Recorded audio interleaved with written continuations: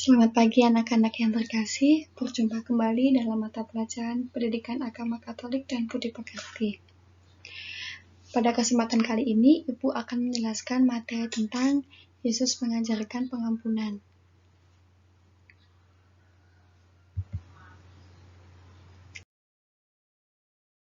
Kita memulai pelajaran kita pada hari ini, marilah kita awali dengan doa. Dalam nama Bapa dan Putra dan Roh Kudus, amin. Allah Bapa di surga, puji dan syukur kami haturkan kehadirat-Mu. Karena pada hari ini kami dapat berkumpul untuk belajar bersama. Kami ingin belajar pada Yesus yang rela mengampuni, mau mendoakan orang yang memusuhinya, dan tidak membalas dendam. Kami menyadari hal ini tidak mudah bagi kami. Untuk itu, kami mohon Roh Kudus-Mu agar dapat membuat kami bertindak sesuai dengan ajaran Yesus yang rela mengampuni. Nama-Mu kami puji kini dan sepanjang masa. Amin. Dalam nama Bapa dan Putra dan Roh Kudus. Amin. Baik anak-anak, materi yang akan Ibu jelaskan di sini mencakup 3 hal. Yang pertama, apa arti mengampuni? Sebelum kita lebih jauh lagi mendalami tentang sikap Yesus yang mau mengampuni, kita harus mengerti terlebih dahulu apa itu arti mengampuni. Setelah kita mengerti apa arti mengampuni, kita memahami dan membaca kitab suci serta menyebutkan sikap Bapa. Di sini Ibu mengambil pada Injil Lukas bab 15 ayat 11 sampai 32, yaitu tentang perumpamaan anak yang hilang.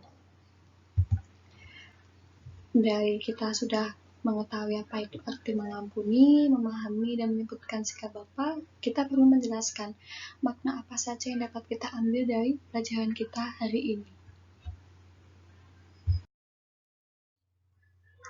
Yang pertama, mengampuni. Apa itu arti mengampuni?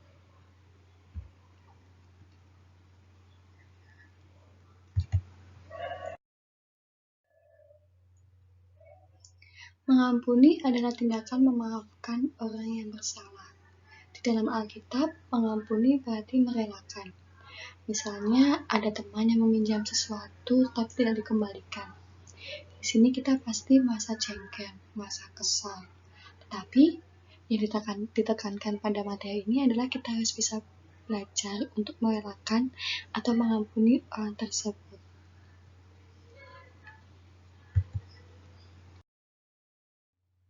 Di sini Ibu mengambil pada Injil Lukas bab 15 ayat 11 sampai 32, yaitu tentang perumpamaan anak yang hilang.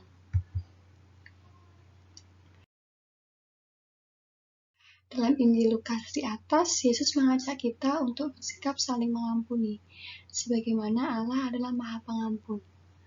Dalam perumpamaan ini juga lebih menekankan sikap murah hati dan saling mengampuni kepada semua orang. Karena Yesus sendirilah yang mengajarkan kita untuk saling mengampuni satu sama lain. Tentunya kita pasti pernah berbuat salah kepada teman kita.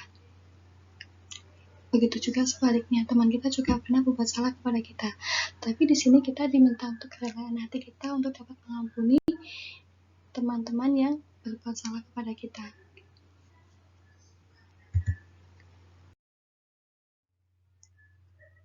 Pada ayat lain, khususnya Injil Matius bab 5 ayat 38-45, Yesus mengajarkan kita agar kita tidak melawan orang yang berbuat jahat. Kita tidak diajarkan untuk membenci musuh, melainkan kita diajarkan untuk saling mengasihi, berdoa bagi mereka yang menganiaya kita. Sebab dengan itu kita menjadi anak-anak Bapa yang di surga, yang menerbitkan matahari bagi orang jahat dan orang baik, serta menurunkan hujan bagi orang yang benar dan orang yang tidak benar. Ketika ditanyai Petrus, berapa kali harus mengampuni orang yang berbuat salah, Yesus menjawab, 70 kali 7 kali.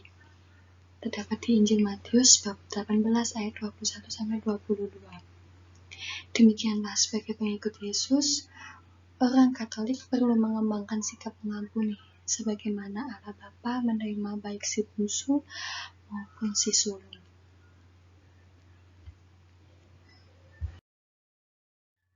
Lalu, apa sikap dari Bapa yang patut kita teladani?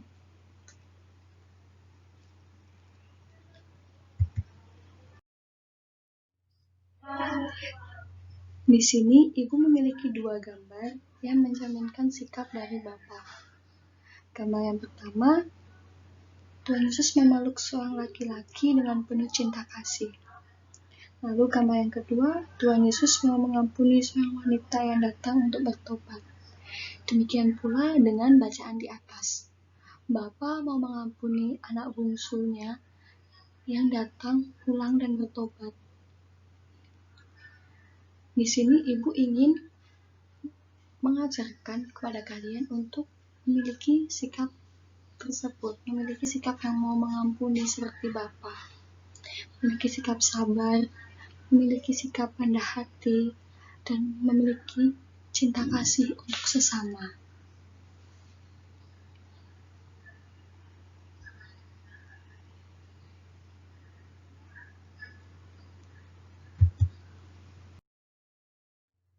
Makna yang dapat kita ambil dari pelajaran kita pada hari ini adalah yang pertama, rendah hati.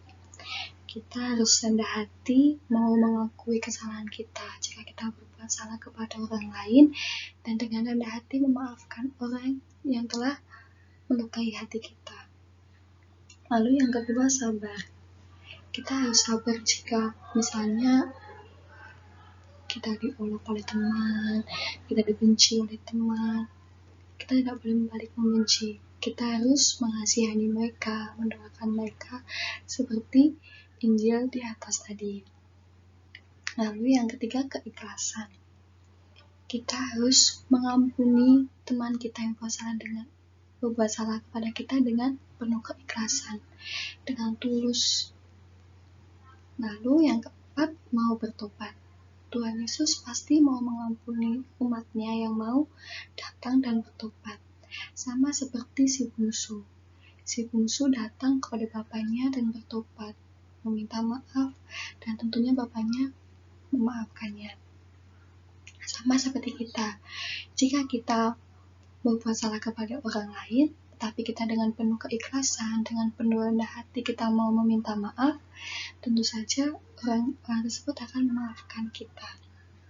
Lalu yang terakhir, cinta kasih. Kita harus bisa membagikan cinta kasih kita kepada semua orang, agar semua orang dapat merasakan cinta dari kita. Baik anak-anak, materi yang dapat Ibu jelaskan.